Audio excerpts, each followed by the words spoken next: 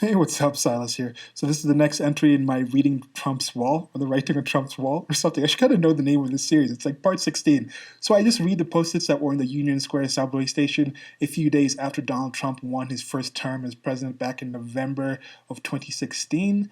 And I keep in mind that people literally mean figuratively. I did not literally mean we're going to get on a physical train and go to a place named Magaland. I meant the Trump train, which is the movement of Trump winning and whatever it meant society wise, was going to have effects on everyone. Whatever he was doing to get to this MAGA place, this Magaland place, was going to have ramifications on the rest of the world. So I tried to keep that in mind as I read the post-its on this wall, getting into it.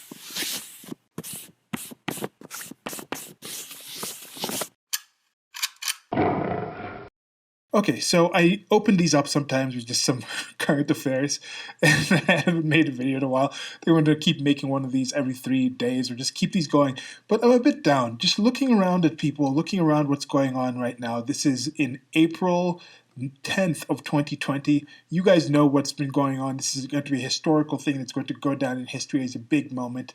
But something that I noticed some time back that I'm a bit disappointed.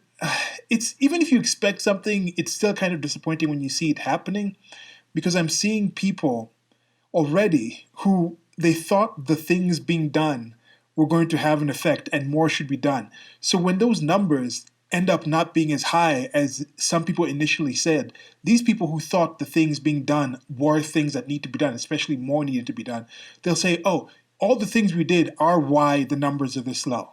And then all the people before who just have their own reasons to think like none of these things are going to be effective, they're going to say, look, those numbers were too high before. Doing all these things had no point. There was no reason to do them. Look how low the numbers were. And some of them will even say, if we even didn't do these things, we'd have lower numbers.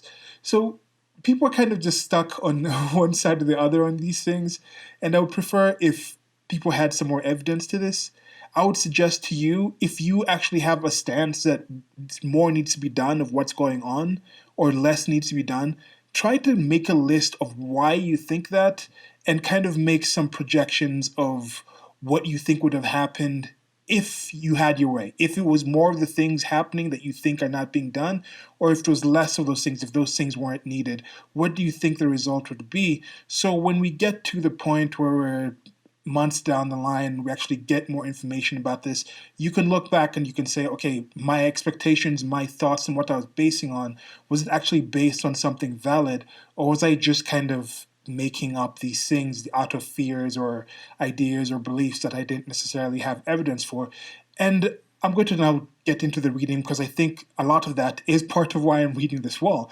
I'm trying to understand. I wish there was a wall right now. I wish there was a situation where people could just go up and put their post-its up about what's going on right now. Then sometime later we can go back and see, were they right? Because that's what I think with this wall.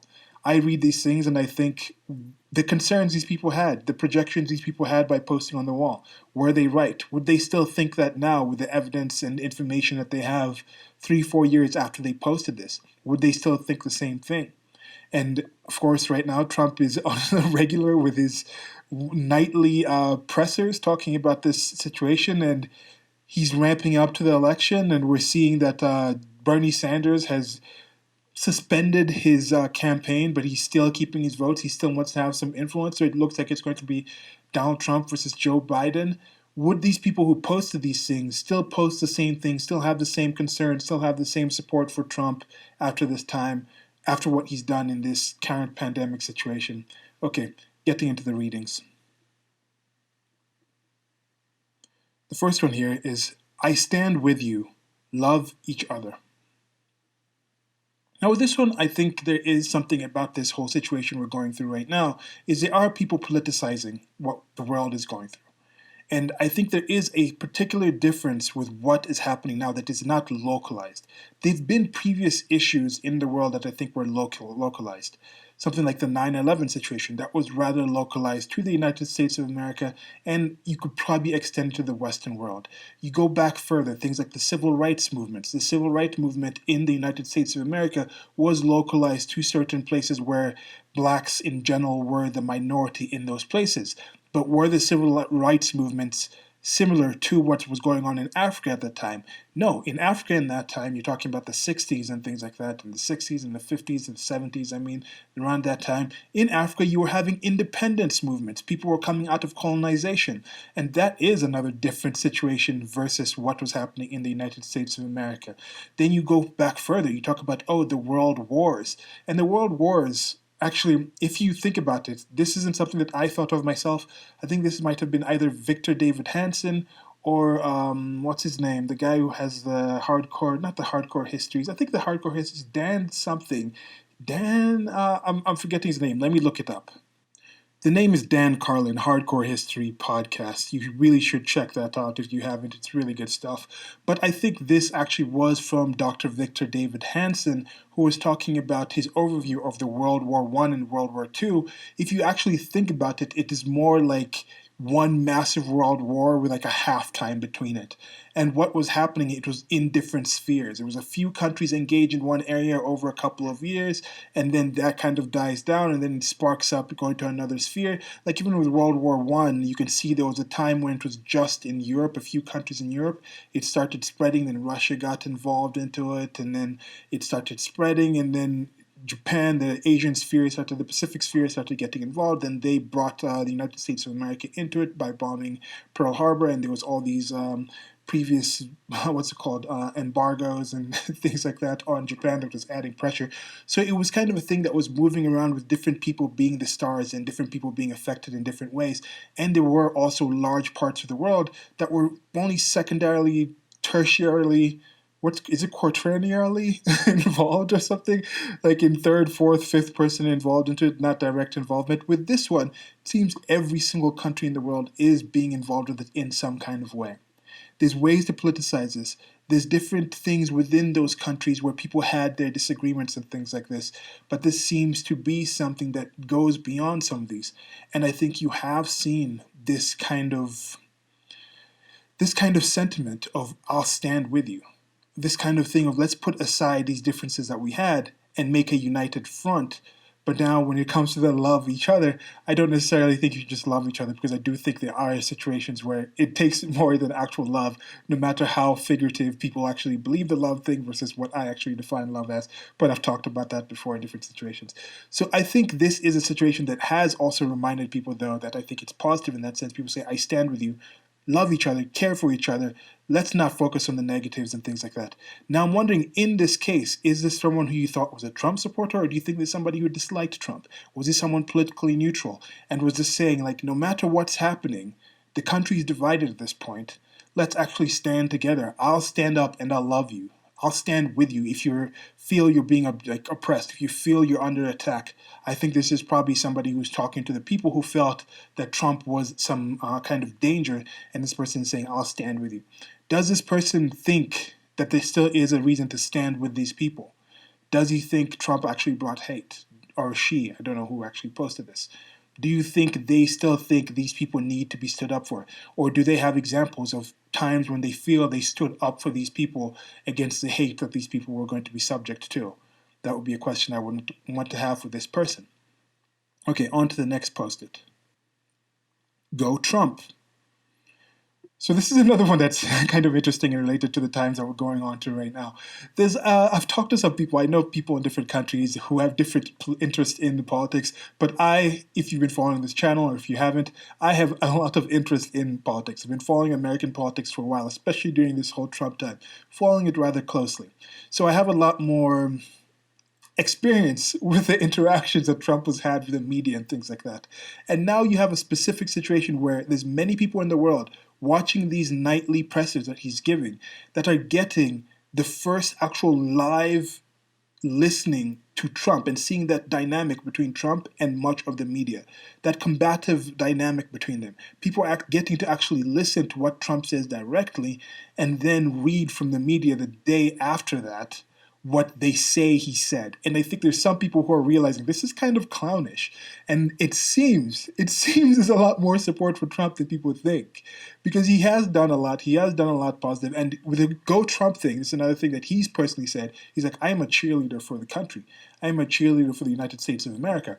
And then I think you can see the comparison right now. A lot of people around the world can see This is what the president of the United States, who I've been told is a buffoon, who I've been told is an idiot, who I've been told is literally that one Austrian mustachioed person from the World War II situation. I've been told that's who he is. And now I'm actually hearing him talk. I'm hearing him say things. I'm hearing him interact with people. I'm hearing him joke. I'm hearing him give other people the stage and say, let me let this person speak instead. I don't know everything. People saying, oh, Trump is some kind of dictator. And they're getting to see him. And I think the support for him is coming up a lot more. Another thing they're getting to see is from him himself. As much as people are like, go Trump, he has literally said in a situation that part of why he's talking the way he is, part of why he's saying, I'd like to see the country open up, part of why he's saying, oh, by Easter this would be good, part of why he's putting on this brave face in some situations is because, as he said from the start, make America great again, keep America great. He is one of the top cheerleaders for the United States of America. That's one thing that I have some objections with him. I have some questionable things. There's some things he says. I'm like, I'm not going to take that literally. He's probably saying this for some other reason.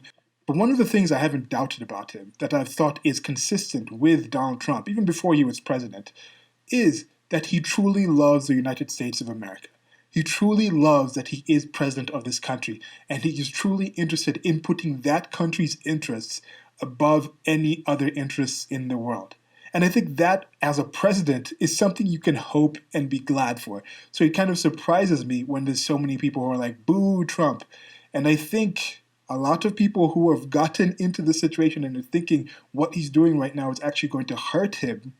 You just compare the nightly things that Donald Trump is doing, and then if you can, go check out Joe Biden's podcast and just see that comparison.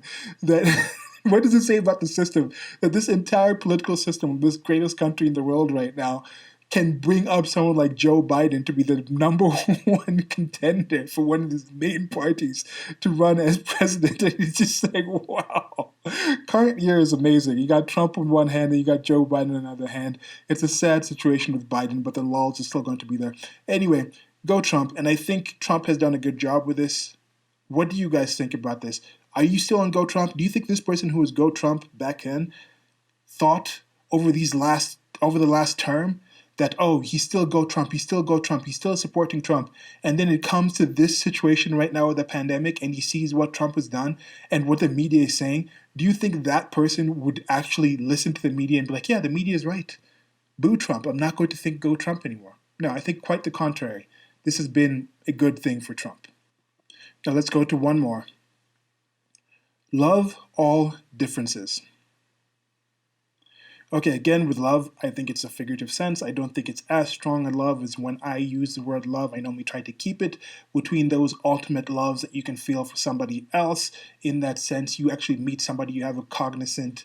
It's a situation where, okay, the closest definition is this: love is the involuntary feeling you have for somebody else, somebody who's virtuous, if you yourself are virtuous. So whatever virtues you have, you find them in somebody else. And virtues are something you choose and build and identify and find valuable and hold on to. And then you see those in somebody else and you feel that. So I don't necessarily consider this kind of love and situation for all differences. Love in this sense, I think it's a literal like value, care for all differences. I don't think you should value and care for all differences.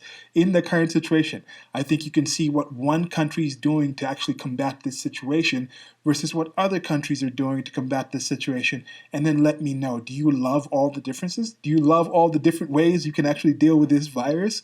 This virus is an actual virus. Do you love all the different ways people are reacting to it?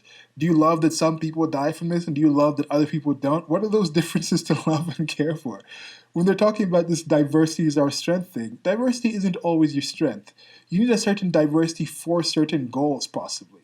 You can have varied ways of tackling certain problems, but there are certain situations where you'll get so diverse you can't actually deal with that situation. Currently, right now, should you just love all the different ways people are counting the numbers? You see some people who talk about diversity is our strength, who should love all these diversities, love all these differences, but then they're calling for one sort of way to deal with this issue all across the world, all across the country. Like, oh, the federal government needs to have one law, one rule to actually put it on everybody else. Do they want differences? Why don't they just let people decide, give people the information, and then love all the different ways people react to that information?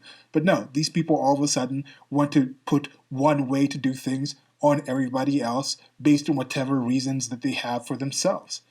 Anyway, different things happen for the same reasons. The same things happen for different reasons. And that's the end of this reading for this time. Till next time, like, share, and subscribe. Links below to the merchandise store. Keep safe. Let me know how you guys are dealing with this thing. For some of you, you had a lifestyle, you had a life that has been very changed and disrupted by this situation. But for me, I've been in that kind of life where I just work out of home. My day to day hasn't changed that much. I'd say probably the biggest actual change is the few days I actually go to the store on my daily walk. I've got to wear a mask or sometimes stand in line outside. So that's pretty much nothing.